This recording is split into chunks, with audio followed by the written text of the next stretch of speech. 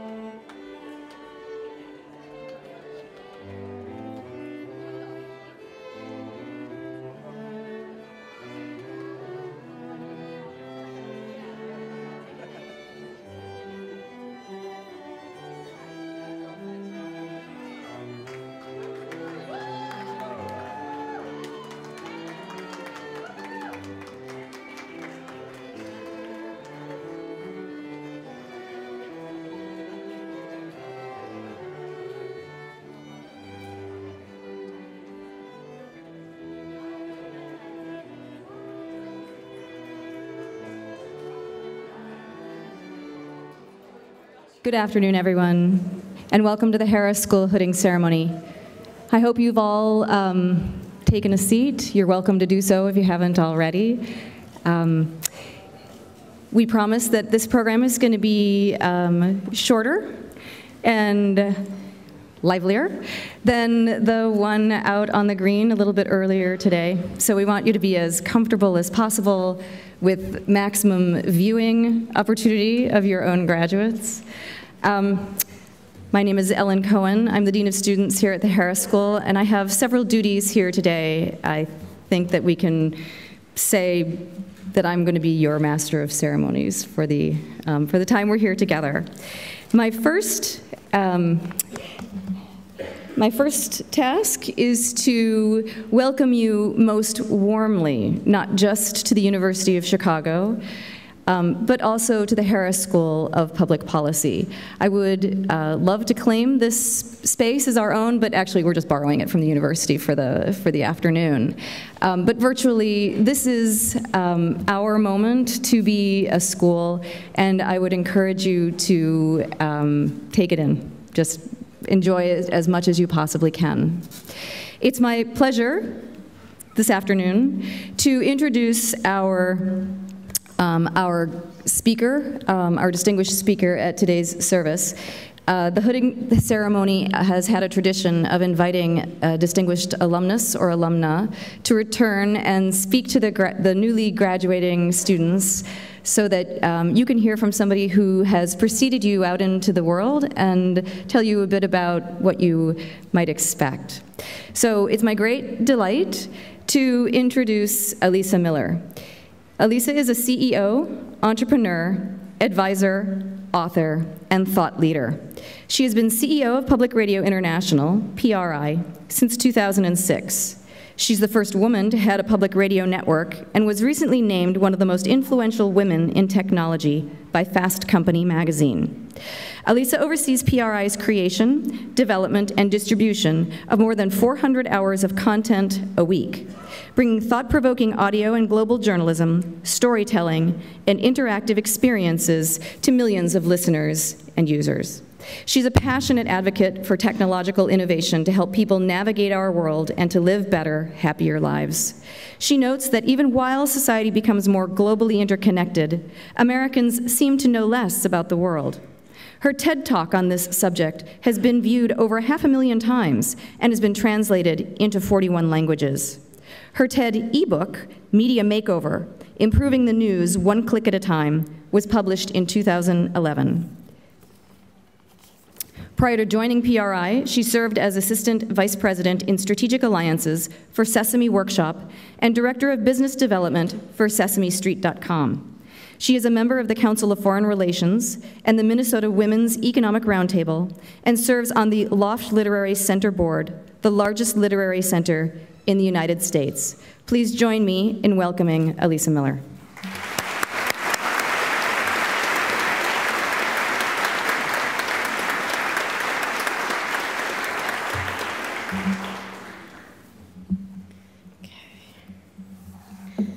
Good afternoon. Congratulations, class of 2012. All right. It's a big accomplishment. It is so wonderful to be here. You know, I've been mulling over what I could share with you today, as my journey is still very much a work in progress. After all, it was just a little more than 10 years ago, and a few years and change, that I was walking in your shoes. And yet, the world has changed so much since then, particularly for people like you who are interested in changing the world. This talk is for you. A little over 10 years ago, 9/11 hadn't happened. Facebook didn't exist. There was no such thing as a mobile app. And many Americans probably couldn't envision the United States having an African-American president for many years to come, or that we would face the biggest recession since the Depression. So with that backdrop, the best piece of advice I could give you is this: be uncomfortable as you pursue your dreams. So what does that mean? In today's world, many of you have truly excelled. Sitting here today is testament to that. You've worked hard to get maybe all straight A's or close, right? By following defined paths on how to be successful.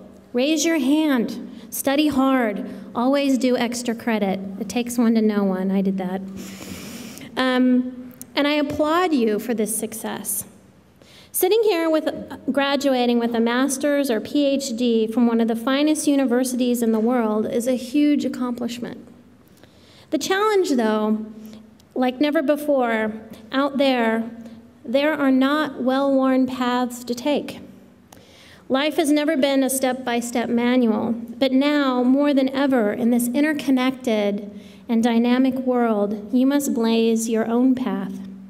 That world requires you and you alone to create your own GPS to navigate those twists and turns. This can be exciting, exhilarating, stressful, and uncomfortable. You can often take inspiration from the tough moments as much as you can from the successes. A bit more on this later. So my talk today includes some advice on how to lean into that discomfort and buckle your seatbelt and get ready for an exciting ride. My first piece of advice, and this one might be the hardest, is this: do not look for validation of your path or choices from anyone else other than from you. Listen to your inner voice. This is not to say that having praise from parents, friends, colleagues, and maybe even your future bosses isn't a good thing. It certainly is. But train yourself not to need it to feel worthy. The reason being is that if you make choices primarily based on external validation, You may make the wrong choices, or worse yet, wait for that validation when you should be moving on, making a change, or taking the bull by the horns and defining your own success, advocating for yourself and the change you seek. You and you alone are responsible for your happiness, and that praise will not necessarily feed a deep sense of satisfaction in you. And in fact, it could lead you away from the goal, your goal, to change the world.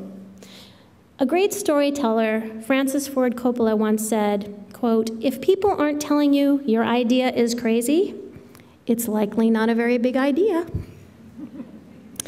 My second piece of advice is to zig and zag, find your zone, and have faith.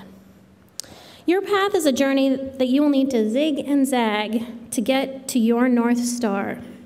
So try different jobs. Work hard to define and refine what your North Star is. Find work that puts you into that zone where hours pass, but it seems like minutes. That is your North Star. A North Star doesn't mean that you're shooting for a particular job per se, but what are the values and attributes that you seek?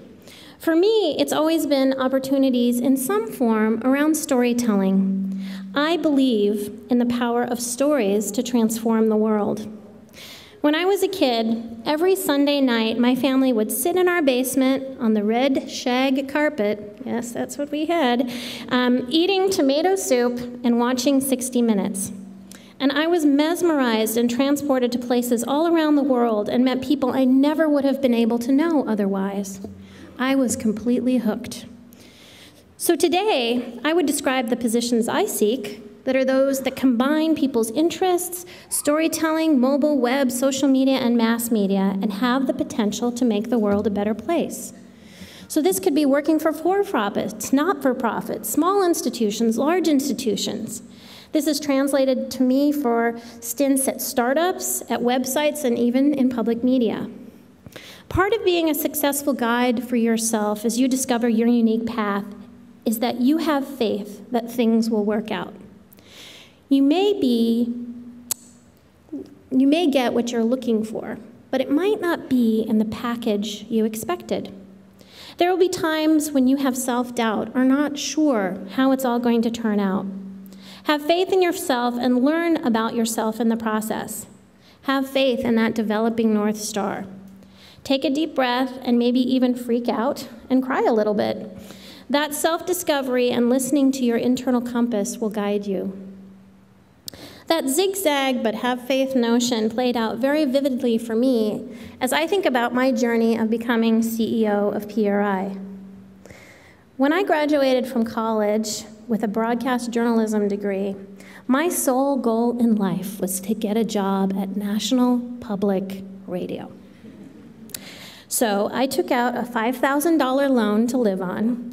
I moved to Washington, D.C., and proceeded to apply for any job I could at National Public Radio.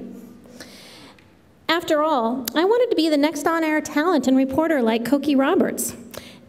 And of course, I was resoundingly unsuccessful at doing so. I didn't have connections there or extensive previous experience. So I had to switch gears. I took a job at a state government relations consulting firm, and then found myself working at a company called DFI International, working on identifying opportunities for the commercialization of defense technologies. For example, remote sensing satellites were just beginning to move from a black technology to a civilian one, and this allows us today to have things like Google Maps. And although this work was interesting, it wasn't helping the world experience great combinations of storytelling and technology. So I decided to go back to school, to the Harris School and the business school here at the University of Chicago. There I gained more essential tools for problem solving and opportunity finding and put those in my tool belt. I ended up creating the entertainment and media group so I could become more connected. I entered the business plan competition with a media business over in the business school. Our plan was a top 5 plan, and I pursued my startup out of public policy and biz school instead of taking a consulting job. I took a calculated risk, and that was important. This decision gave me self-created media experience, which then allowed me to land a job as Director of Business Development at SesameStreet.com just a year later. And lo and behold, less than 2 years after that, I got this call one day. I was perfectly happy working for Elmo, but a headhunter called about a job to head up new media at Public Radio International. Ding, ding, ding. I was so excited. I got that job in public radio. It just wasn't the one I had expected, and I had to wait a few years. So now, instead of becoming Cokie Roberts, I became, in a sense, figuratively speaking, her boss.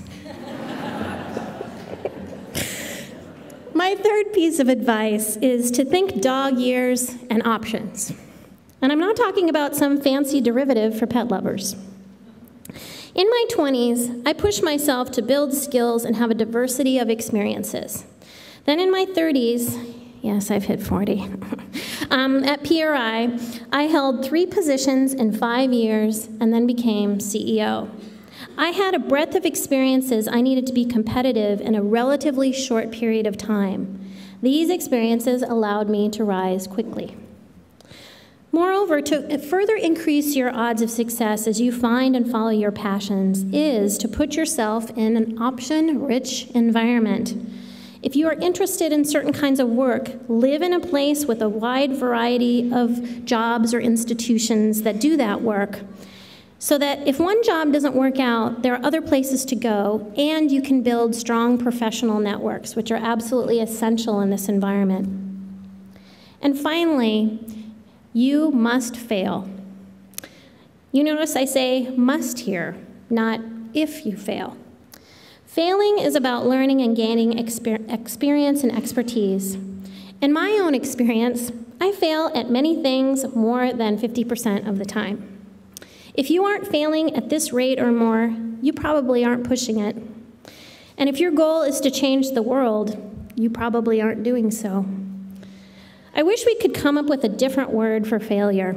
It needs to be rebranded, because it is so necessary to take leaps and be a success. So, in summary, look to yourself for the validation you need. Zigzag and find your zone and have faith. Think dog years and options, and fail, fail, fail to succeed. Truth in advertising, it's important to note, my own mastery of these words of advice is also still a work in progress. Changing the world is hard, but the world needs you to try. It's hard because forces push to keep the status quo, and there are often reasons why things work the way they are, even if they're not working. Graduates of the Harris School are game changers. So listen to that internal voice, put your head down, and do the work to make it happen. I know the universe is rooting for you. You wouldn't be a graduate of this school if at some cosmic level from the day you were born, you were meant to change the world in some special way. So take heart as you find yourself pushing to those uncomfortable places, and you collect a few stellar failures along the way, because odds are you will change the world in the process. It's like Nancy Tillman says in her wonderful book, On the Night You Were Born. So whenever you doubt just how special you are, and you wonder who loves you, how much and how far, listen for the geese honking high in the sky. They're singing a song to remember you by. Or notice the bears asleep in the zoo. It's because they've all been dancing all night for you.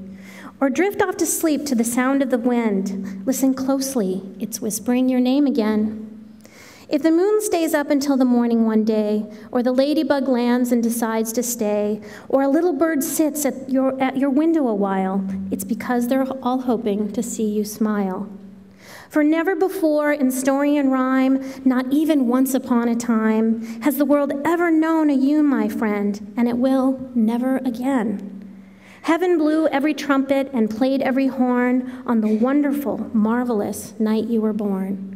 So go out there, be uncomfortable, make it happen. We're counting on you. Thank you.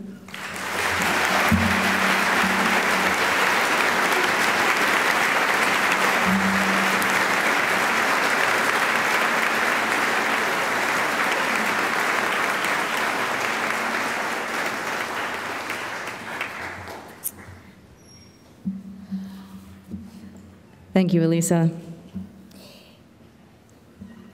We've now arrived at the most important part of the day, finally. We will be conferring your degrees and bedecking you with your own academic dress, which is your hood. And so I'd like to take just a minute to talk about academic dress. There's some information on it in your program, on the third or fourth page in your program. But before you get up here and get your hood on and then spend the rest of your life wearing it at every dinner party you have at home, you ought to know what it is you're wearing.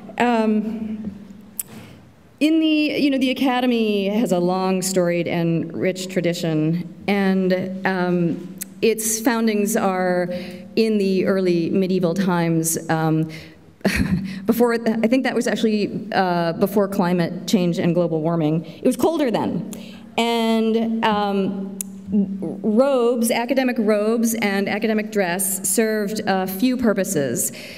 In the Academy, people who came to study came from often well-to-do families, but there were those students who came who were very gifted, who may not have come from such means. And the academic gown served both as a mask and a covering, so that by looking at anybody, I don't think I mentioned that people wore these all day long. They wore them to class, they wore them to TA sessions, they wore them to discussion sessions, they wore them all the time.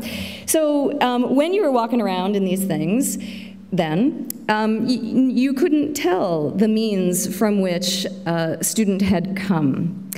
The second purpose for the academic dress was something I alluded to before, and that was to keep you warm. And in fact, our own dean has a real version of a hood would you be willing to show everybody what the real hood looks like?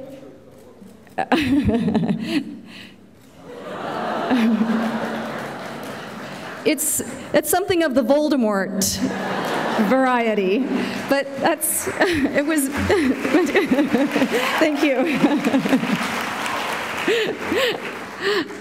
And so, and now we get to the portion where you get your own hood, and I'm going to show you a little bit about the hood.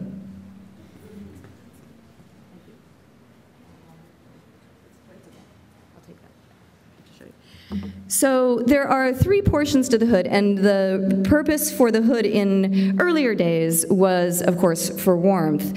But then there were some practical matters, additional practical matters that needed to be covered with a hood. And one was to identify you and your field of study. So there are three portions to the hood. The part that you wear never if you don't want to be Voldemort. This is the black part. The inner lining is meant to convey the institution from which you graduated, and the University of Chicago's color, indeed its mascot, is the maroon. I'm not sure what a color is doing as a mascot, but there you have it, that's the maroon. And then there is a band of velvet on the outside. Those who graduate with master's degrees get a slightly narrower band because it takes them about a third of the time to earn their degree as doctoral students. And the color of this band is to designate your particular field of study. And so there are two different colors. You'll see the deeper, richer blue on some of our faculty, where you can see, when you see our PhDs receive their hoods, you'll see that it's a blue. And this blue is referred to as peacock blue. How great for policy students to be compared to peacocks. It's not something I would have thought, but so this is going to be something that you will have and wear all the time after today, and it's a very richly deserved honor and gift, and we hope that you will cherish it as you do the diploma that you will also receive when you come up. So At this time, we are ready to begin the actual hooding and awarding of degrees, and I believe there are a few logistics that need to take place. So we'll pause a minute and we'll ask the master's degrees hooders to come up and take their positions on stage. Mr. Emerita, it's my honor to present these students who have completed the program of studies prescribed by the faculty of the Irving B. Harris Graduate School of Public Policy Studies for the degree of Master of Arts. The trustees have conferred upon you the degree of Master of Arts, and I express the hope that your work will improve our understanding of public policy. Congratulations.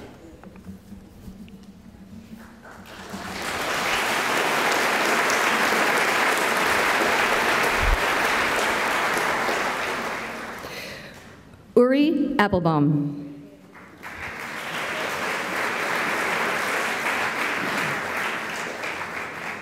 Zheng Zhou Xi.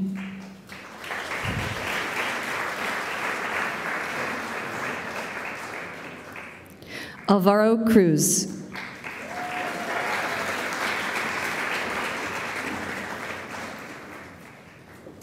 Rebecca Jean DeVoisen.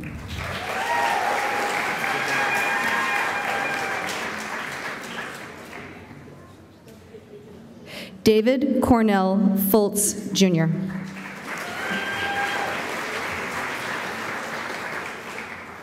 Noah Siskind Gitterman.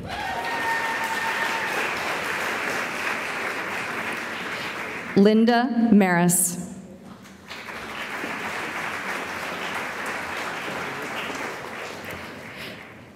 Antonio Moreno Torres Galvez.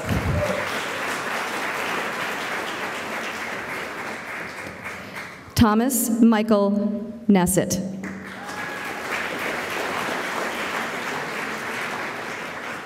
Catherine Louise Welter.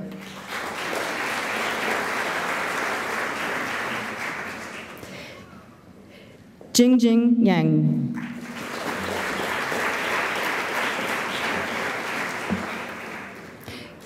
Evan Chung.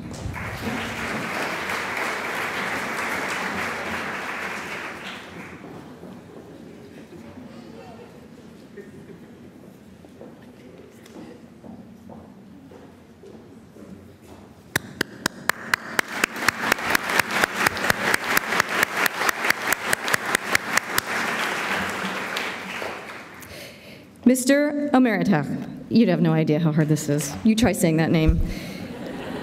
It's my honor to present this student who has completed the program of studies prescribed by the faculty of the Irving B. Harris Graduate School of Public Policy Studies and the Division of the Physical Sciences for the degree of Master of Science. The trustees have conferred upon you the degree of Master of Science, and I express the hope that your work will improve our understanding of public policy. Brittany N. Gifford.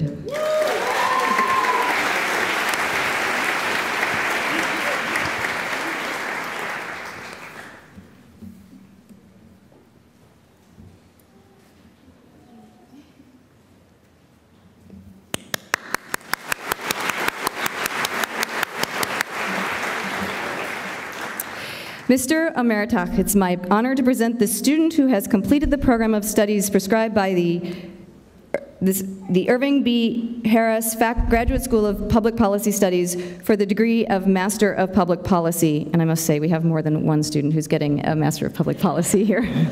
Nope. The trustees have conferred upon you the degree of Master of Public Policy, and I express the hope that your work will guide public policy towards the enhancement of the common good. Congratulations.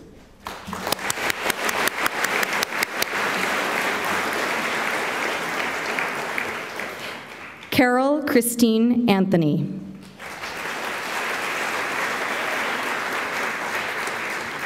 Bassam Charbel Aoun.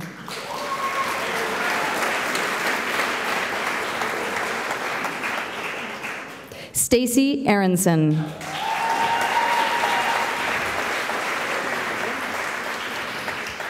Mark Bergen.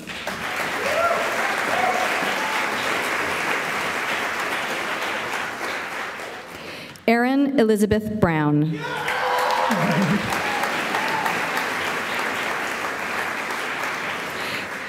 Colin Porter Berger.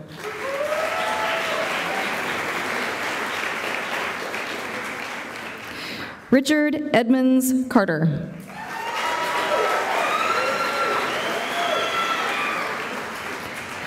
James Sebula.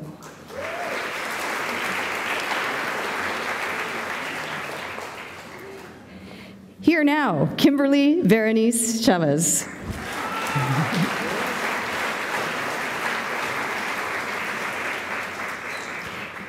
Megan Chukrin Prieto.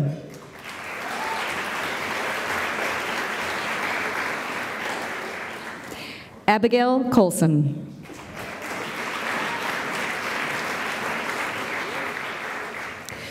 Julia Elaine Conti.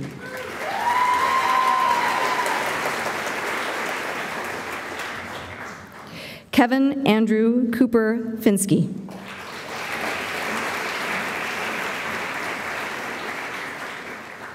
Stephen Cousins.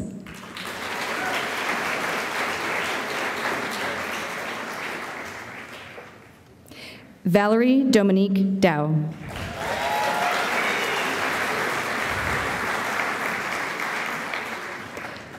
Thomas Day.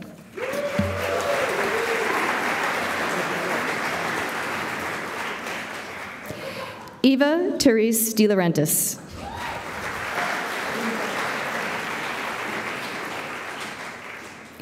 Sarah DeLucia.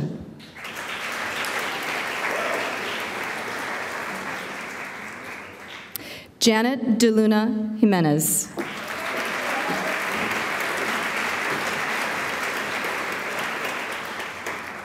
Shaudi Deng.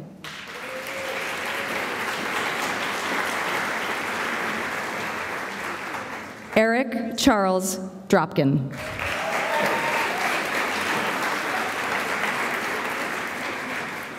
Susan I. Edwards.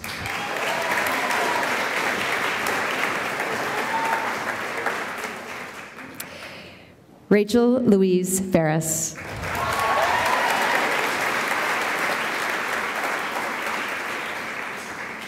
Maureen Lopez Fitzpatrick.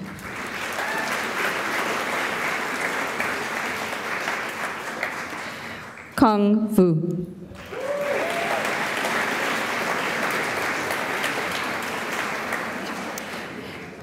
Benjamin Torres Gaelic.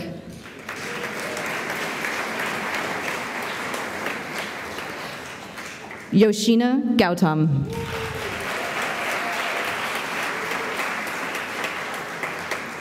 Matthew Gee.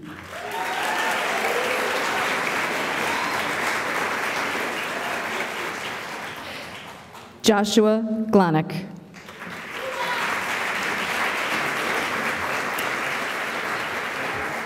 Maria Paula Gomez Sarmiento.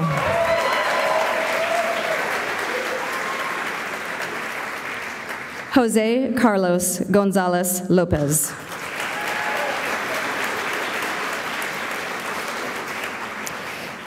Si Yao He.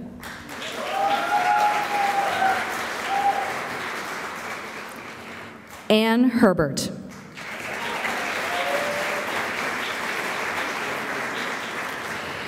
Denise LaShawn Horn.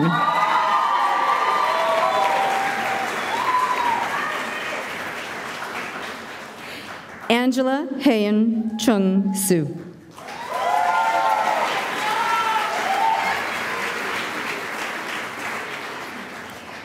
Tina Huang.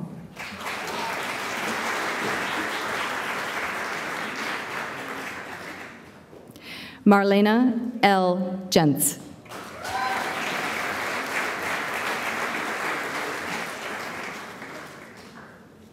Janelle Elise Johnson.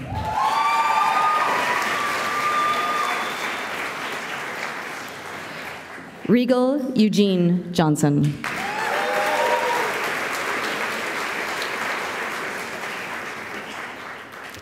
Elizabeth Eunhee Jung.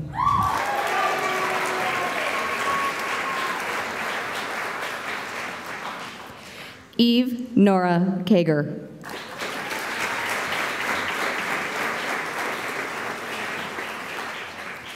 Jason Matthew Cantor.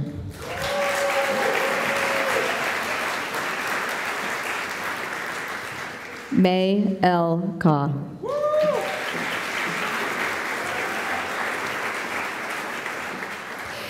Jeong Won Kim.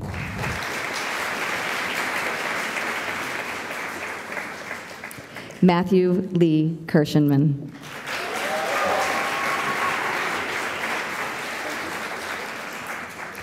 Ariel Crivochet.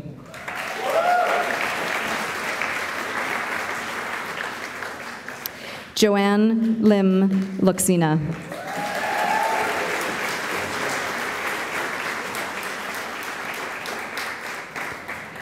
Rachel Rena Landau Lazarus.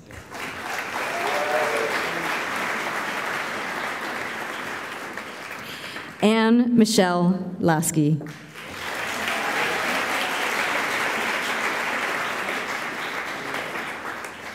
Kathleen Rose Lafergie.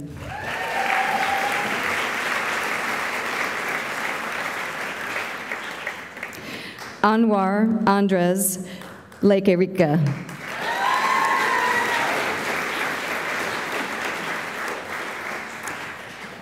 Yiming Lee.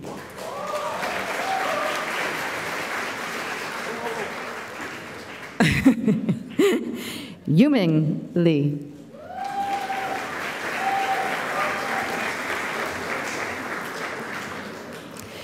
Shui Ha Liang.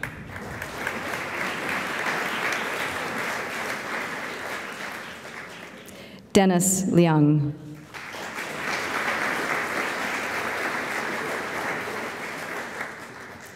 Patricia Martinez.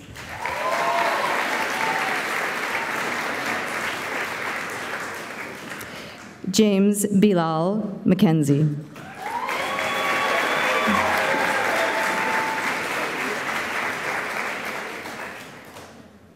John Raymond Mitchell.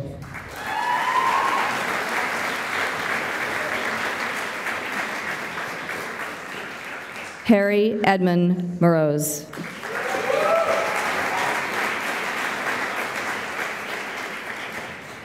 David Moyer.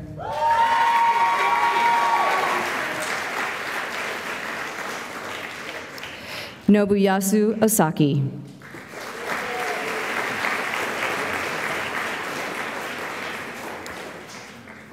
Jean Hyung Park.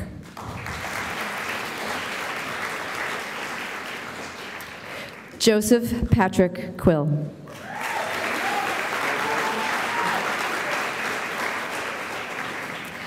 Ashley Chartel Ramchandani.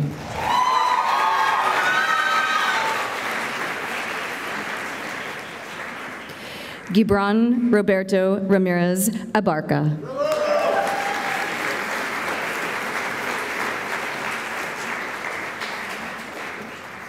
Alberto Jesus Ramos.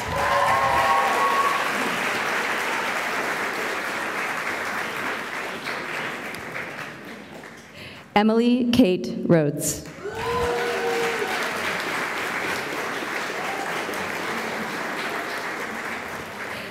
Jeffrey John Ruff.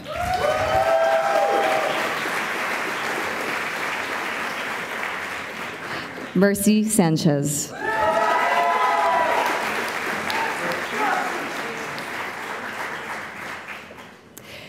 Jonathan Andrew Schwartz.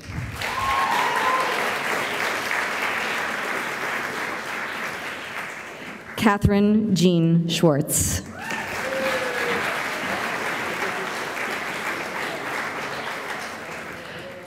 Adriana Christine Serrano.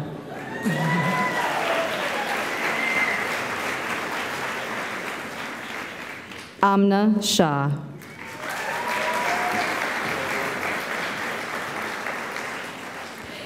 Kazuya Shinoda.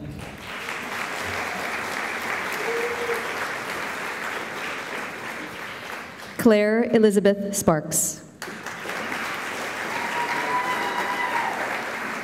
I'm sorry, Claire Elizabeth Sloss. I am so sorry, Claire. David J. Sparks.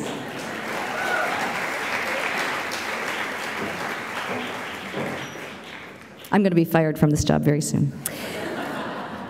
Stephen Scott Stokes.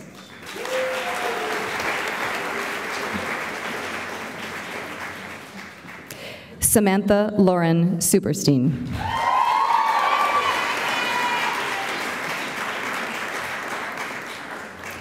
Armene Thompson.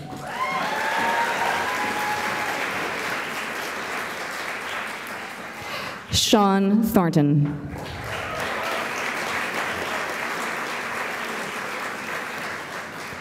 Conrad Mihao Tursky.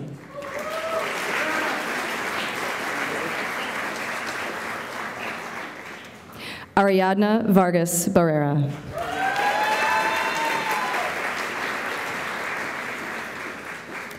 Alejandro Ignacio Vera Santander.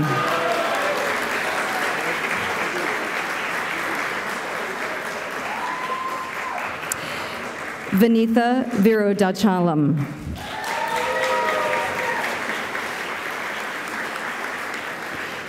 Catherine Marie Wade.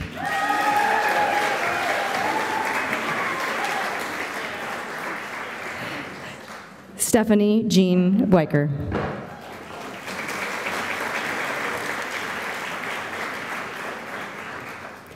Allison Leslie Wessinger.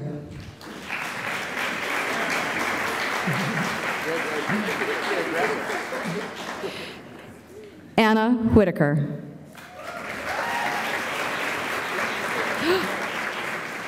Oh, I'm really going to be fired. Tong Wang.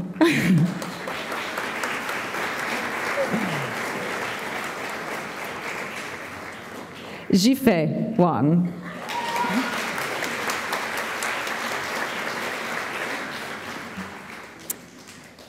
And now, Nicholas Alexander Yagmore. Sorry.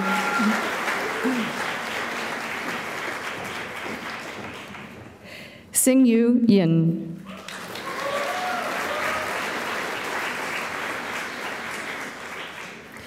Sinran Yu.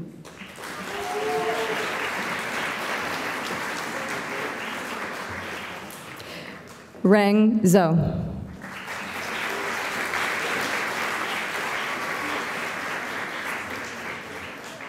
Danitia Paula Zuniga Zamaloa.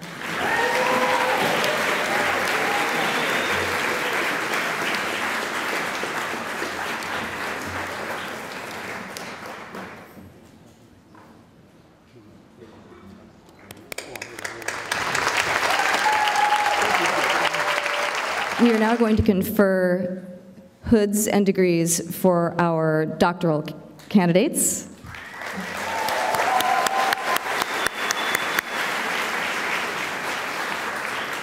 It is tradition and the great joy of the faculty with whom these students have worked to confer their hoods upon them. So there will be some musical chairs going on. So bear with us as we progress.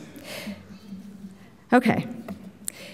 Mr. Omerta, the students I now present have attained scholarly distinction in advanced studies and have prepared a dissertation which contributes to knowledge in a particular field of research. In behalf of the faculty of the Irving B. Harris Graduate School of Public Policy Studies, I have the honor to present the recipients of the degree of Doctor of Philosophy. The trustees have conferred upon you the degree of Doctor of Philosophy, and I welcome you to this ancient and honorable company of scholars. Congratulations.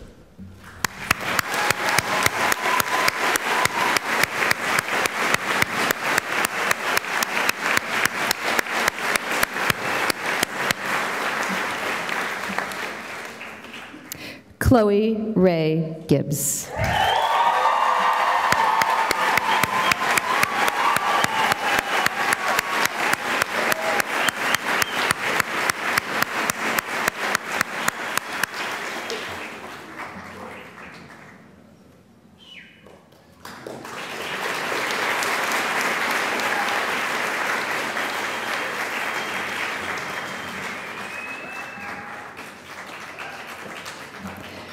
Masataka Harada.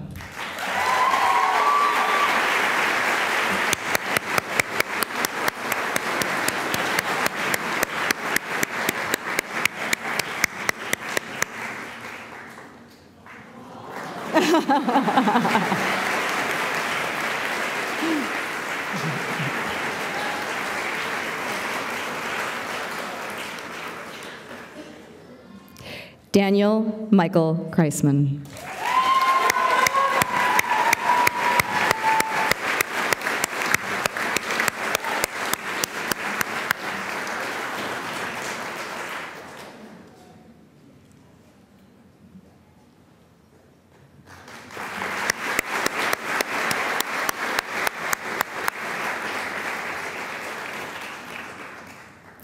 Javaria Ashraf Qureshi.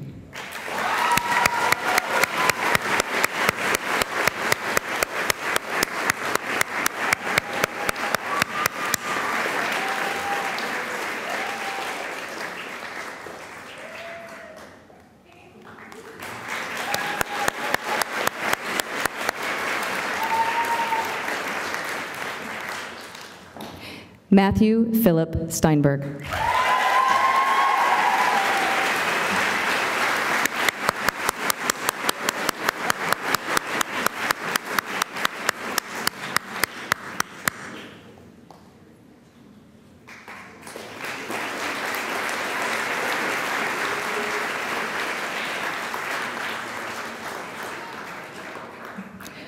Laura Rose Wary.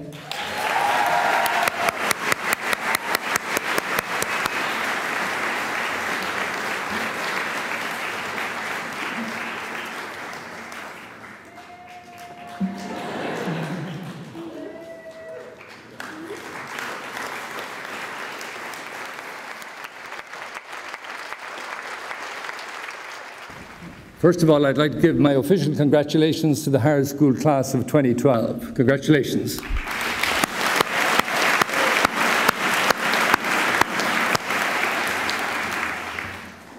I'd also like to welcome the family and friends of our graduates today.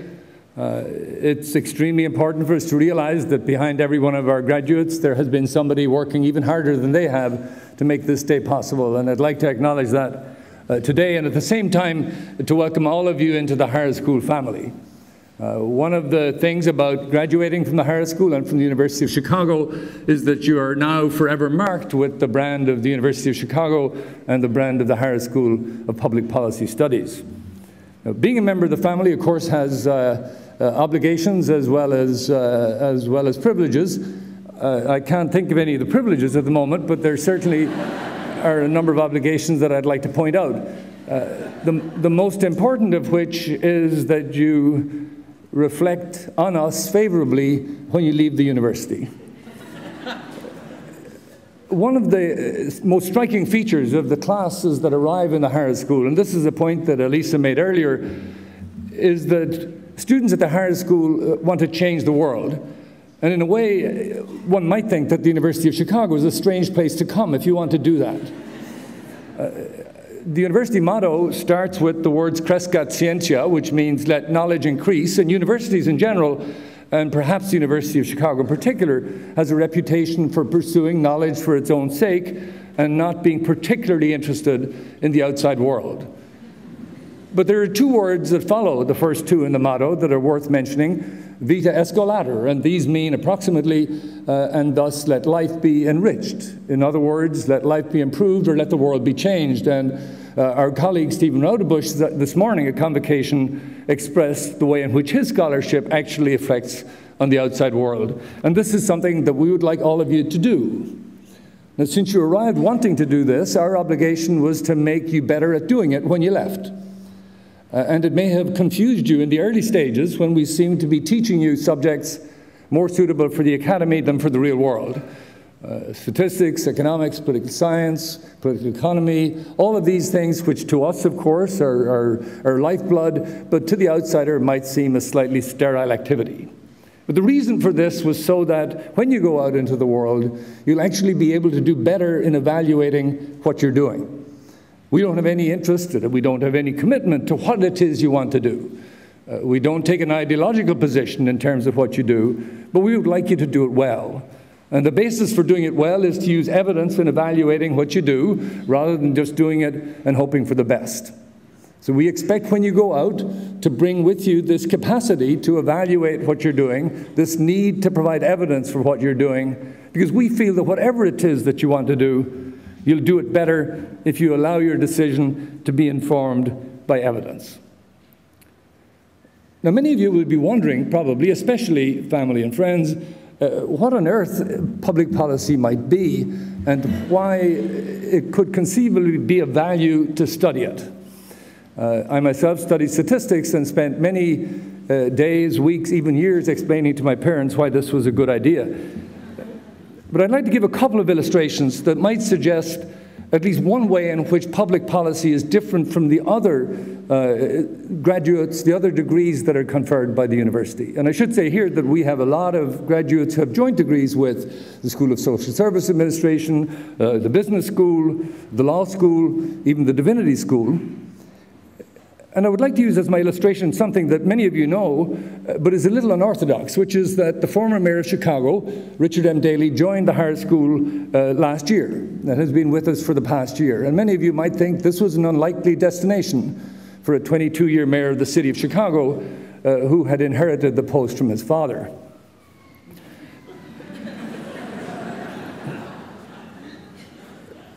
But in talking to Mayor Daley, in his discussions about cities, what became clear was that we need to think differently about cities from the way in which we might traditionally have done so.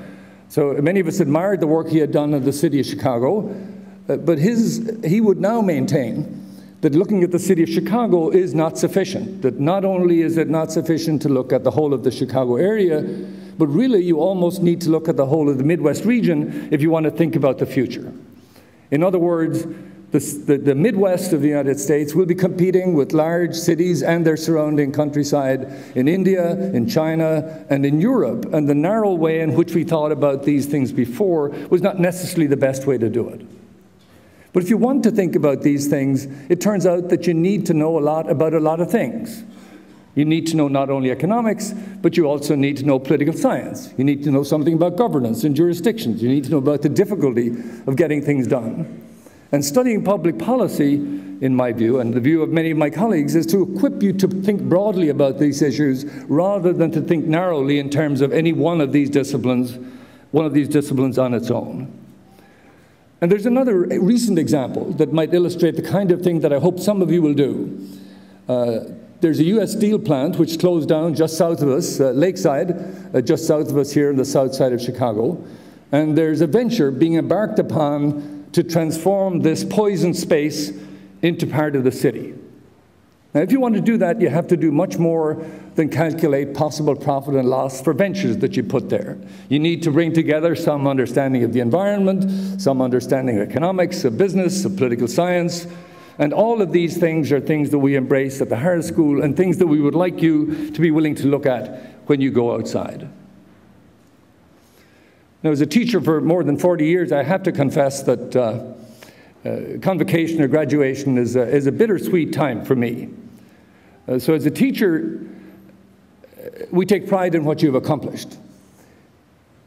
But also we realize that now that we have spent this time with you, you are now leaving us, and that you really have much more potential than we have. And potential is the most useful thing you can possibly have. Without potential, you can accomplish nothing. But let me point out, even with a lot of potential, you can also accomplish nothing. So what we want you to do is to make use of that potential in a way that reflects what we prepared you for. We won't tell you what to do, but we will be watching you. And we will hope you succeed, although, as Alisa said, we expect many of you to fail as part of your success. And we want you to think of these two things as being essentially identical. We also stay behind here. If you look at my colleagues and at me, I hate to think what you see, but one of the things you see is an engine that generates graduates. So new class will come in, whom we will train and prepare, who will go forth. But we will essentially stay in the academy, whereas you are going out into the real world, and the real world is the place where public policy is implemented, and therefore we embrace the opportunity you have to do what we have prepared you for. So we look on you as the leaders of tomorrow. In some cases, the leaders of today. But in all cases, we want you to do more than run regression analyses. We want you to do more than estimate standard errors. We want you to use this understanding of data, this understanding of information, in order to accomplish something that changes the world, and ideally changes the world in a good way. So as members of the school, members of the higher school, as members of the higher school family, I would like you to go forward and think of yourselves always as people who can advise us as well as having us advise you. So you should stay in touch with us. We want to know what you think. We even wanted to know what you thought while you were here, although we rarely bothered to ask. We intend to ask a little more frequently now that you're gone, and we will look forward to providing you with answers that won't solve your problems, but may at least help you to think about them. Congratulations again.